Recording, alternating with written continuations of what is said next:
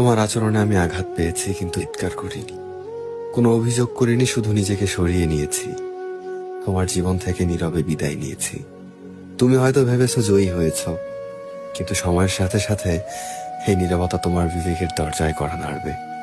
তুমি হয়তো এড়িয়ে যেতে চাইবে, কিন্তু নীরবতা থেমে থাকবে না।